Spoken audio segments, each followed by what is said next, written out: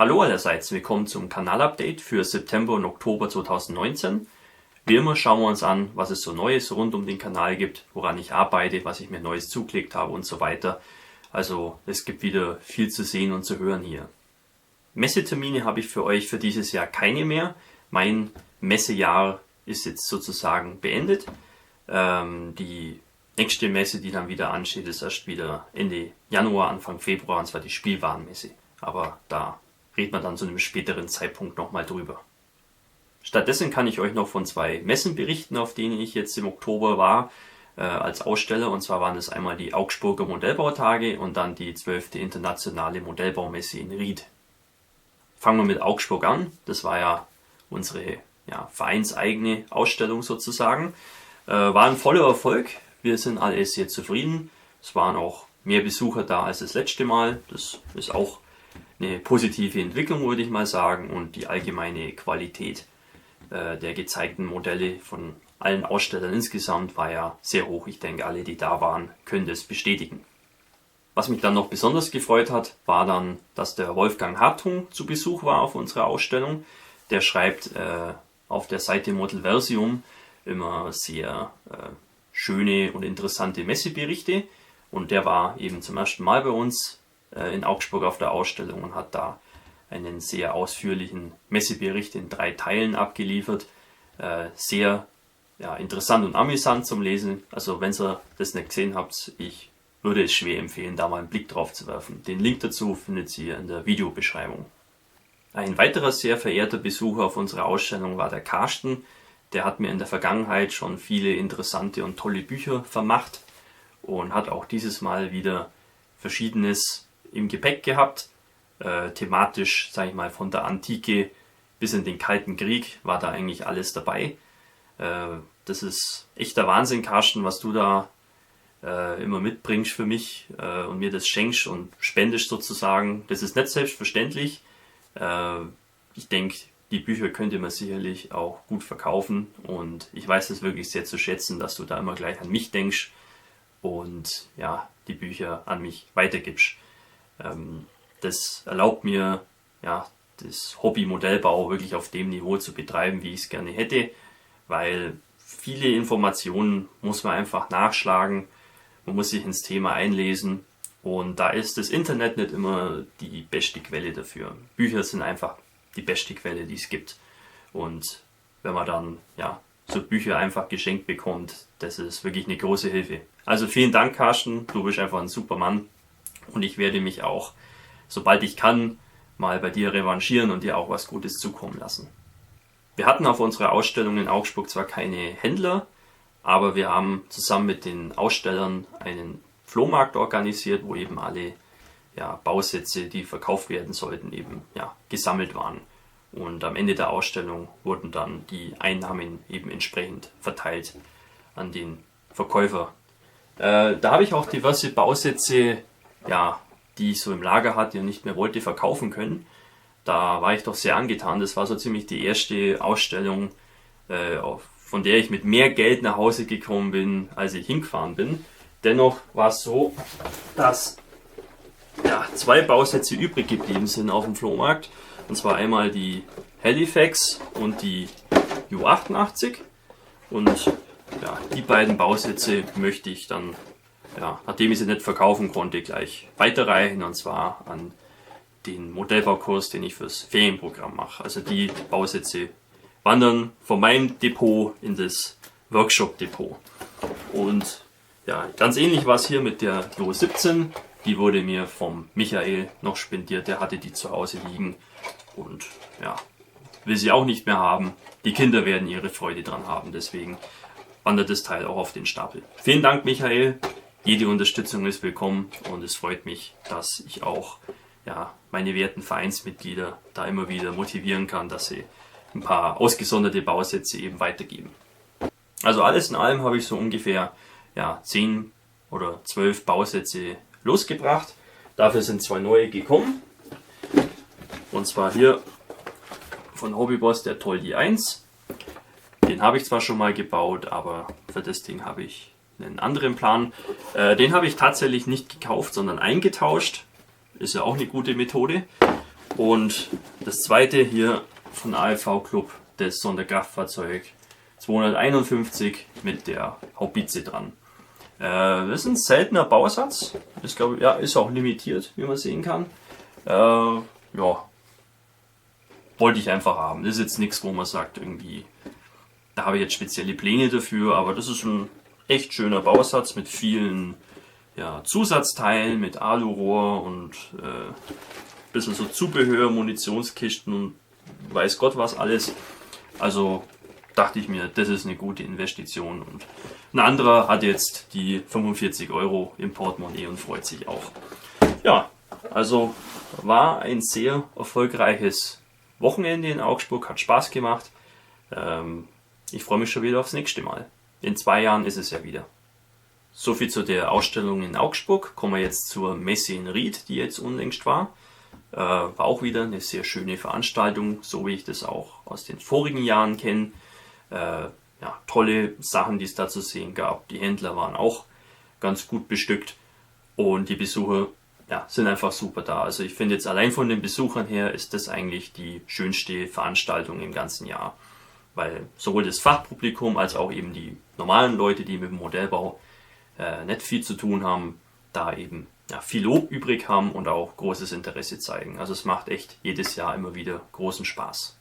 Solche Veranstaltungen sind auch immer eine gute Gelegenheit, um mit den Fans mal in Kontakt zu kommen. Da waren wieder einige alte Bekannte da, aber auch ein paar neue Gesichter, mit denen ich mich länger unterhalten durfte. Ist immer wieder schön zu hören, dass die Modelle den Leuten gefallen und dass sie einfach gut finden, was ich mache. Das ist auch ein bisschen eine Bestätigung dafür, dass ich hier doch ein bisschen was richtig mache. Ich bin jedenfalls nächstes Mal wieder in Ried, wenn es geht, und hoffentlich trifft man sich dort wieder. Ich habe auch am Wettbewerb teilgenommen mit dem L6-40 von Itellery, mit diesem kleinen Diorama, und ich habe Silber geholt. Das freut mich natürlich ganz besonders, weil es einfach eine tolle Anerkennung ist, zumal auch die Konkurrenz in dieser Dioramen-Kategorie nicht zu unterschätzen war. Also da waren schon auch andere tolle Sachen drin gestanden. Und wenn man dann da im Vergleich Silber holt, ist das schon wirklich nicht schlecht. Gut, dann schauen wir uns als nächstes an, was ich so aus Ried alles mitgebracht habe. Das ist so einiges, das könnte jetzt ein bisschen länger dauern. Fangen wir mal mit den Sachen an, die fürs Kinderferienprogramm gespendet wurden. Da haben wir hier einmal 2 Sachen vom Peter. Und zwar hier einen Renault Twingo von Herpa und von Revell einen Hubschrauber, mehr so ein Steckbausatz. Vielen Dank, Peter. Das sind immer so Sachen, die wir natürlich auch brauchen für die Kinder, weil, ich sag mal, die Anfänger brauchen ein bisschen was Einfacheres. Die können nicht gleich mit so komplizierten Sachen loslegen. Dann das zweite kam von Matthias, eine F16 1972 von Itellery. Vielen Dank dafür. Und von den Vienna Painters hier noch einen Tiger 1. Das ist Forces of Valor, also mehr so Tabletop-Geschichte, glaube ich. Ja, auch eine relativ einfache Sache, was die Kinder auf jeden Fall locker hinbekommen und sie nicht frustrieren dürfte. Vielen Dank an euch alle. So eine Unterstützung können wir immer brauchen. Und es ist einfach schön zu sehen, dass die Spendenbereitschaft für den Workshop nicht abreißt. Dann habe ich noch was geschenkt bekommen vom Hans-Peter. Und zwar hier etwas über die Panzerwaffe, und zwar eher theoretischer Natur. Da sind 2 Bücher drin mit Haufen Matheformeln und weiß der Geier was alles. Interessantes Thema, werde ich mich mal mit beschäftigen. Das ist vielleicht was, wo man so landläufig nicht drüber nachdenkt, aber es scheint doch gewisse mathematische Grundsätze zu geben, die bei der Strategieplanung eine Rolle spielen. Vielen Dank dafür. Dann habe ich noch ganz gut bei den Händlern zugeschlagen mit diversen Sachen. Die letzten Jahre hatte ich immer ein bisschen den Eindruck, dass die Händler in Ried eher ein bisschen von der Qualität etwas nachlassen, aber dieses Jahr war es auf jeden Fall wieder deutlich besser. Hier habe ich mal ein paar Figuren, und zwar hier von Yellow House, einen deutschen Infanteristen aus der Zeit des Ersten Weltkriegs. Das ist eine wunderschöne Resinfigur. Die können wir uns vielleicht mal bei Gelegenheit näher anschauen. Und hier in diesen zwei sehr dekorativen Holzschächtelchen sind auch Riesenfiguren drin. Die sind von Avampost, eine Marke, die ich vorher nicht kannte. Zwar einmal ein Pikenier und das andere ist ein Musketier. Beide im Maßstab 75 mm. Ja, da konnte ich nicht dran vorbeilaufen, die mussten einfach mit. Dann habe ich noch am Stand von Mini Natur ordentlich zugeschlagen. Und zwar hier eine Packung mit Filigranbüschen. Nachdem ich ja ein Normandie-Diorama in der Mache habe, brauche ich natürlich was, um die Hecken zu bauen, und das Zeug ist da wirklich ideal dafür. Dann noch ein paar Grasbüschel. Kann man immer brauchen. Und hier noch eine kleine Packung mit Filigranbüschen. Hier jetzt eher so Herbstfarben.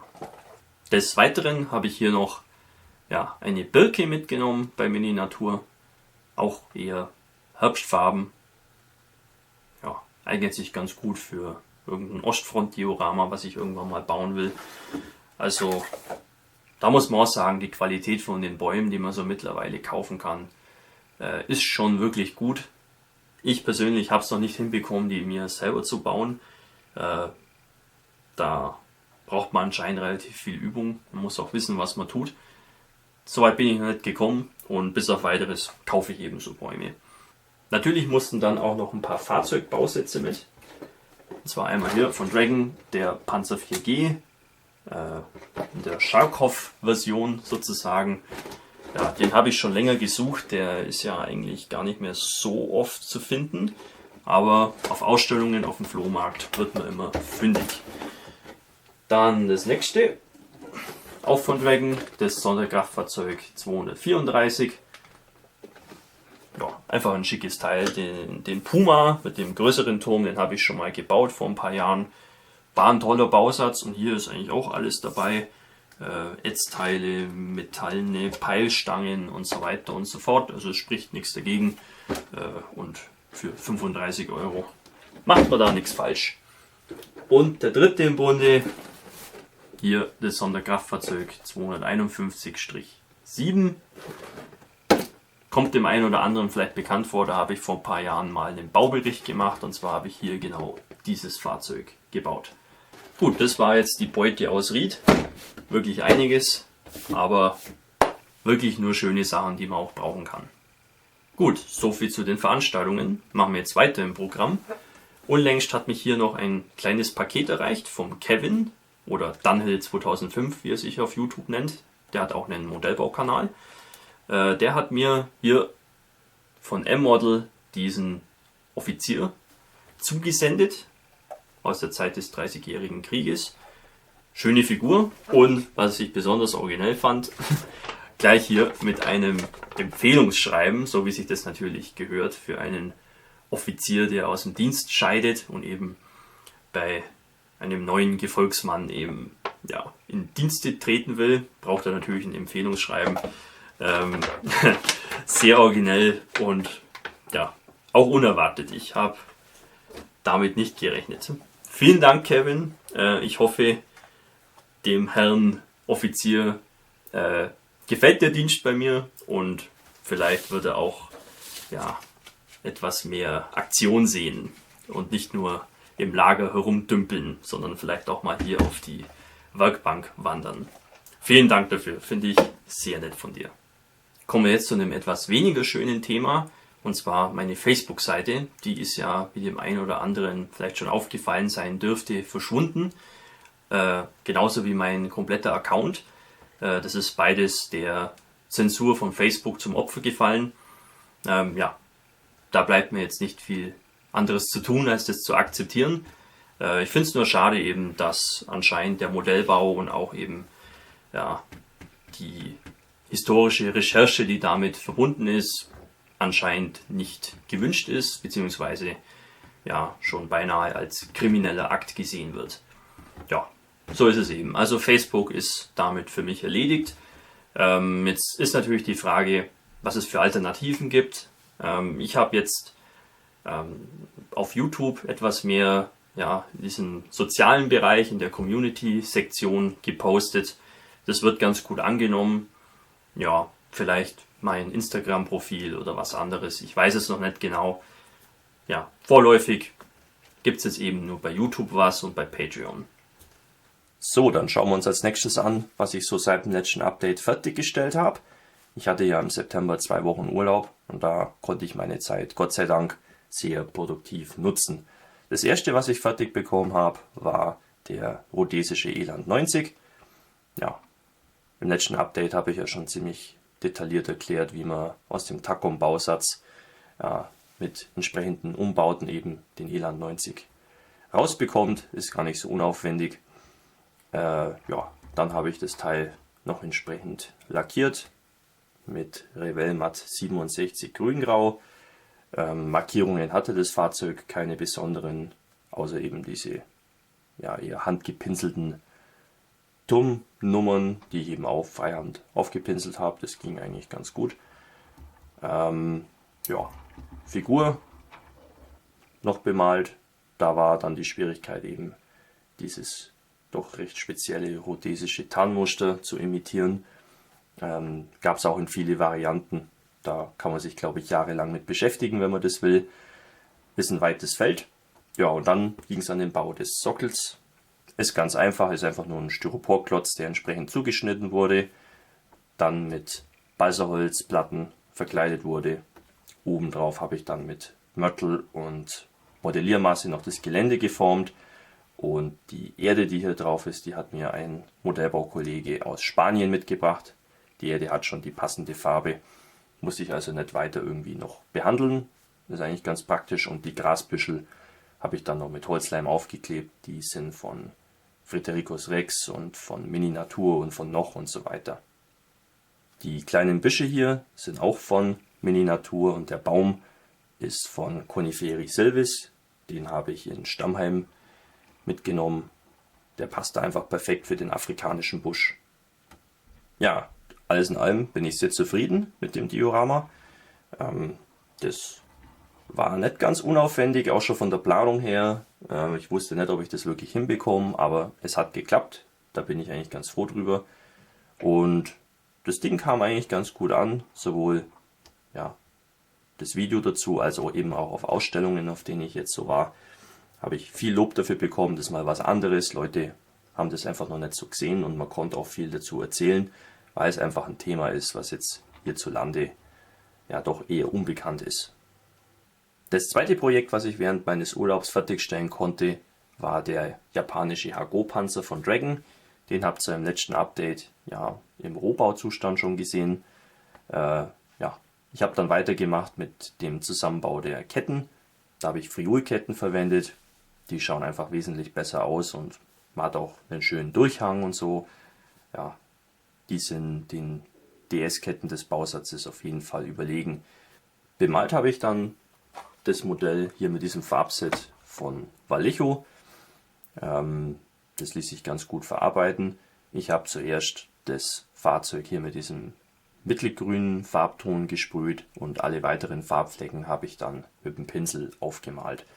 Das sind sehr scharfkantige Tarnmuster, die da drauf waren und ich wollte da nichts abkleben und so weiter. Das ist auch immer eine Riesenarbeit und wird dann auch nicht ganz perfekt. Dann mache ich es lieber mit dem Pinsel.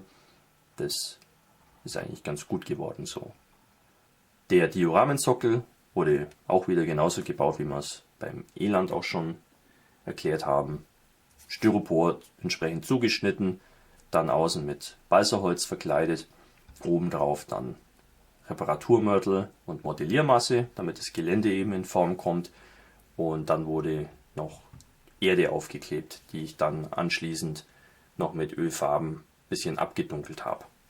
Ja, das soll hier eine Szene sein in British Malaya im Frühjahr 1942, wo eben die japanische Armee auf Singapur marschiert ist. Ich war aber nicht ganz sicher, wie die Vegetation da eigentlich sein soll, weil ich denke immer, wenn es jetzt um Südostasien geht, an Dschungel, und es scheint auch sicherlich richtig zu sein, aber auf den Fotos aus der Zeit in dem Gebiet ja, sieht es nicht sehr dschungelartig aus. Das hat mich ein bisschen verwirrt. Ich habe jetzt hier so eine gemischte Kombination gemacht, sage ich mal. Hier mit Laubwäldern, aber dann auch ein bisschen so exotischen Pflanzen und Farnen, dass das halt jetzt nicht ausschaut wie jedes Diorama, was ich baue, aber auch nicht ausschaut wie eine Vietnamkriegsszene oder so. Also ja, das war ein bisschen schwierig, aber ich denke, ich habe es ganz gut hinbekommen und ich habe auch von Leuten schon gesagt bekommen, die in Malaysia wohnen oder daher stammen, dass das so auf jeden Fall von der Vegetation ganz gut hinkommt. Hier dieses kleine Bäumchen ist wieder mal von Mini Natur, genauso wie so diverse Grasbüschel hier hinten, aber da sind auch Grasbüschel von Noch dabei und hier diese Pflänzchen hier, die sind von AK Interactive, glaube ich, die sind aus Papier, ausgelasert aus Papier. Die hatte ich schon länger rumliegen, aber irgendwie wusste ich mit denen nie so recht was anzufangen. Ich dachte immer, die sehen nicht sonderlich überzeugend aus. Jetzt, nachdem ich sie verwendet habe, muss ich sagen, doch, die sehen eigentlich schon ziemlich gut aus. Die wurden farblich nicht behandelt. Also das Papier hat schon die Farbe und man kann die eigentlich relativ schön formen und auch gut positionieren. Also ich finde, das ist eigentlich gar nicht schlecht. Es sind nur relativ wenig Pflanzen in dem Bogen drin und ich weiß jetzt nicht mehr, was der kostet hat, aber ich glaube außer 5, 6 Euro. Ist ein bisschen teuer vielleicht, aber man nimmt es ja nicht für jedes Diorama her. Hier war es auf jeden Fall sehr passend und hat eben auch geholfen, eben entsprechend diesen asiatischen Touch hier reinzubringen in das Diorama. Kommen wir nun zu den Projekten, die ich gerade so in Arbeit habe. Was ihr hier seht, ist meine Figurengruppe zum Thema englischer Bürgerkrieg. Da habe ich jetzt an und für sich nicht weiter dran gearbeitet, aber ich habe mich jetzt entschieden, was das Diorama darstellen soll. Und zwar habe ich mir hier jetzt von Plasmodel dieses Dorftor geholt. Das ist einmal ein Tor mit 2 Mauerstücken und das wird als Hintergrund für diese Szene dienen. Ich weiß noch nicht genau, ob ich jetzt das komplette Teil hernehme oder nur eine Mauer oder eine Mauer und ein Tor. Da bin ich mir nicht ganz sicher. Das muss ich mir dann anschauen, wie da die Dimensionierung ist. Aber ich finde, es ist doch ein ganz passender Hintergrund, vor dem dann eben hier die Kanone und die 3 Soldaten stehen können. Das zweite Projekt, an dem ich arbeite, ist mein Eintrag in den 1944 Gruppenbau mit dem Flakpanzer 38 Gepard und dem Flügel des Horsa-Gleiters. Wie man sehen kann, habe ich hier gewisse Fortschritte gemacht. Der Flakpanzer ist grundiert und das Gelände ist schon mal vorgeformt. Das habe ich zunächst mit einem Cuttermesser grob zugeschnitten und dann anschließend Reparaturmörtel und Modelliermasse aufgetragen, damit es dann eben eine solide Unterlage gibt. Ich muss jetzt hier noch ein bisschen die Ecken sauber verschleifen, das sieht noch nicht so ordentlich aus. Aber im Grunde genommen ist jetzt die Dioramenplatte soweit fertig und wir können uns als nächstes mit der Lackierung der einzelnen Komponenten befassen. Die Aufteilung des Dioramas steht auch schon fest. Also hier soll eine Straße sein oder ein Feldweg, hier dann Hecken, hier dann der große Baum, wo dann der Flügel drin steckt. Ja, viel mehr ist es eigentlich gar nicht. Nachdem es mir in den letzten Wochen gelungen ist, 2 Projekte fertigzustellen, kann ich es mir jetzt auch wieder erlauben, 2 neue anzufangen. Das erste wäre hier eine Hawker Hunter von Revell im Maßstab 1:72. Und zwar soll das eine rhodesische Maschine werden. Da habe ich mir hier jetzt von X-Stradical schon den entsprechenden Bogen geholt, damit ich das auch so machen kann. Der Bausatz von Revell wirklich sehr gelungen. Können selbst ungeübte Flugzeugmodellbauer und Anfänger sehr gut zusammenbauen. Es gibt eigentlich prinzipiell nichts oder nur sehr wenig zu spachteln. Die Bausatzaufteilung ist eigentlich auch ganz clever gemacht. Zum Beispiel hier, wie die Flügel an den Rumpf montiert werden. Da erübrigt sich eigentlich der Einsatz von Spachtelmasse komplett. Finde ich ganz clever gelöst. Und ansonsten von den Details her ist das Ding wirklich ziemlich schick. Wie man sehen kann, ist es ein Tailsitter. Ich habe vorne keine Gewichte eingebaut. Ist aber auch wurscht, nachdem ich ja das Teil später hier auf diesem kleinen Sockel befestige, ist es eigentlich egal. Das wird dann einfach draufgeklebt, dann passt es auch wieder. Ja, netter kleiner Bausatz, kann ich echt empfehlen. Zum Sockel, ja, wieder in der üblichen Methode gebaut. Eine Holzplatte, außen vertäfelt mit Balsaholz. Hier wurde dann das Bankett mit etwas Modelliermasse noch ausgeformt und das Flugfeld selber, das besteht aus Plastikkarte, was ich eben entsprechend mit einem Lineal und einem Werkzeug graviert habe. Ja, und dann, wenn das Ganze fertig ist, möchte ich dann später hier noch so einen rhodesischen Button drauf machen als Verzierung und dann ist das, glaube ich, eine feine Sache. Dargestellt werden soll eine Maschine während der Operation Gatling im Jahr 1978. Finde ich ganz interessant. Ja, einfach so ein kleines Projekt für zwischendurch. Ich denke nicht, dass ich da sonderlich lang für brauche. Es ist eigentlich jetzt alles soweit bereit zur Lackierung und ich denke, da werde ich mich ja, in den nächsten Tagen und Wochen dran setzen und dann ist das Ding hoffentlich relativ schnell durch. Das zweite Projekt, an dem ich angefangen habe zum Arbeiten, beinhaltet einen T34 und einen Stuck 3, beide von Dragon, und die Szene soll eine Kollision darstellen zwischen den beiden Fahrzeugen. Da habe ich eine schöne Fotoserie gefunden von so einem Vorfall und das möchte ich eben möglichst genau nachbauen und das Ganze eben ja auch in ein Diorama einbetten natürlich. Der Rohbau des T34 ist schon abgeschlossen. Da habe ich auch schon die ganzen Änderungen berücksichtigt, die ich eben machen muss wegen den Fotos, dass ich das eben möglichst genau replizieren kann. Die, wie ich finde, interessanteste Änderung betrifft das Fahrwerk. Das Fahrzeug ja, lehnt sich so ein bisschen nach vorne, weil ja da eben das Stuck 3 so drauf hängt. Die vorderen Schutzbleche werde ich aus Setzteile neu aufbauen, dass die eben auch entsprechend ja, verformt und verkrumpelt sind. Also das ist noch zu tun, aber ansonsten ist der eigentlich schon mal soweit fertig. Das Stuck 3 ist noch nicht so weit, wie man sehen kann, da ist noch einiges zu tun. Insgesamt fällt auch auf, dass der Bausatz hier ein bisschen schlechter ist von der Qualität wie der T34. Die Teile sind wesentlich gratiger und so, also man braucht ein bisschen mehr Zeit zum Versäubern, aber an und für sich lässt sich das Ding trotzdem noch ganz schön bauen. Ich mag diese älteren Bausätze von Dragon sowieso recht gern. Ich finde, die sind eigentlich komplett ausreichend. Mit kleineren Verbesserungen und Änderungen kann man da wirklich noch viel rausholen. Im letzten Update habe ich ja dann auch schon angekündigt, dass ich dazu einen Baubericht mache. Da bin ich auch schon voll dabei, das Ganze zu filmen und zu editieren. Ist ein Heidenaufwand, aber hier ist es besonders interessant, weil man doch relativ viel zeigen kann, gerade zum Thema Umbauten oder so kleinere Änderungen. Das ist eigentlich ganz interessant. Die Einleitung ist auf Patreon ja schon verfügbar und der nächste Teil des Bauberichts sollte dann dort ja, im Laufe des Oktobers und Novembers veröffentlicht werden. Wann das Ganze dann auf YouTube komplett öffentlich wird, weiß ich noch nicht genau. Da gibt es verschiedene Möglichkeiten. Also entweder baue ich das Diorama komplett und veröffentliche dann auch die Videoserie komplett oder ich mache das Ganze so peu à peu, so einmal im Monat oder so. Das weiß ich noch nicht genau, wie ich es mache. Das wird sich dann noch zeigen. Ihr werdet es dann sowieso zum Sehen bekommen, früher oder später. Alles klar, dann schauen wir uns jetzt an, was ich mir sonst so alles an Bausätzen zugelegt habe, abgesehen von dem Zeug, was ich von den Messen heimgeschleppt habe.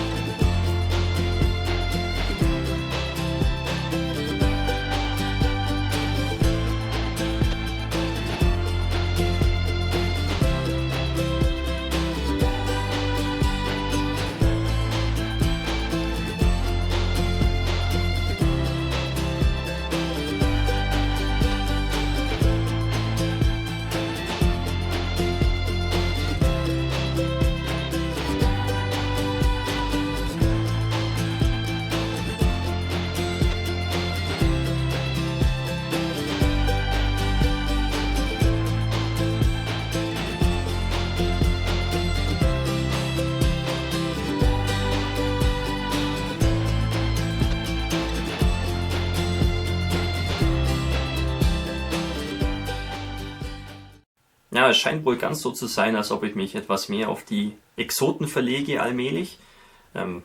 Diverses aus dem Ersten Weltkrieg und aus dem Zweiten Weltkrieg dann auch mehr so diese Exoten.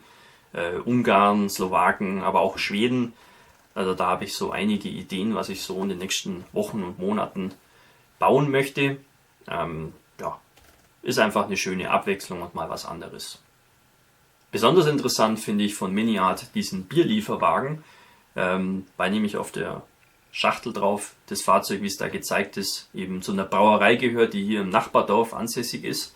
Das finde ich doch recht originell, dass ein Hersteller wie Mini-Art ausgerechnet ja, so eine Brauerei wählt als Vorbild. Ja, finde ich ganz witzig. Musste ich einfach haben, weil das wirklich was ist hier mit Bezug zu diesem Ort hier. Auch den Romfell-Panzerwagen von Copper State Models möchte ich demnächst mal vorstellen. Den finde ich ja total originell und den wollte ich schon lang haben. Jetzt gibt es ihn endlich als Bausatz. Sieht wirklich ganz interessant aus. Also da denke ich mal, wäre es auch angebracht, den etwas näher unter die Lupe zu nehmen in dem Video. Alles klar, damit seid ihr wieder auf dem aktuellen Stand der Dinge. Ich hoffe, ihr habt eine schöne Zeit bis zum nächsten Update. Jetzt geht es ja langsam wieder so in die Zeit, wenn es ein bisschen dunkler wird und kälter und so weiter und man draußen nicht mehr so viel zu tun hat, dass jetzt der Modellbau wieder ein bisschen wichtiger wird. Also gerade für mich ist es immer so, dass eigentlich der Winter immer die Modellbau Primetime ist. Und ich hoffe, ihr findet auch viel Zeit und Motivation dafür. Damit verabschiede ich mich. Wir sehen uns wieder im nächsten Video. Euer Hamilcar Barkas.